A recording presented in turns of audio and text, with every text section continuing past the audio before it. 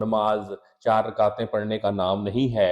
ये अल्लाह के साथ तल्लुक़ का बहुत बड़ा ज़रिया है। अगर आप नमाज पढ़ेंगे, अल्लाह के साथ आपका तल्लुक़ मज़बूत हो जाएगा। आप अपनी ज़रूरियात, अपनी हाजात अल्लाह के सामने रख सकेंगे।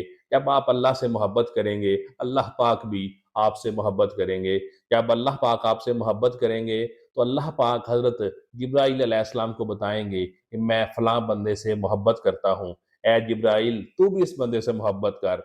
और हज़रत जिब्राईल अलैहिस्सलाम फ़रिश्तों में जाके ऐलान करेंगे कि अल्लाह फ़लाँ बंदे से मोहब्बत करता है, मैं भी इस बंदे से मोहब्बत करता हूँ।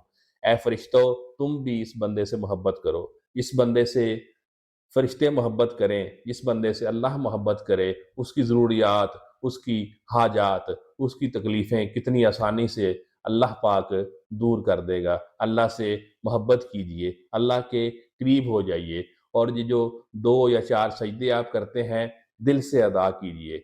इनको अल्लाह की मोहब्बत में अदा कीजिए। इंशाअल्लाह जितना आपका ताल्लुक़ अल्लाह से मज़बूत होगा, दुनिया और आखिरत आपकी उतनी ही आसान हो जाएगी। अपना बहुत सा ख्याल रखिएगा। अल्लाह हाफ़िज़।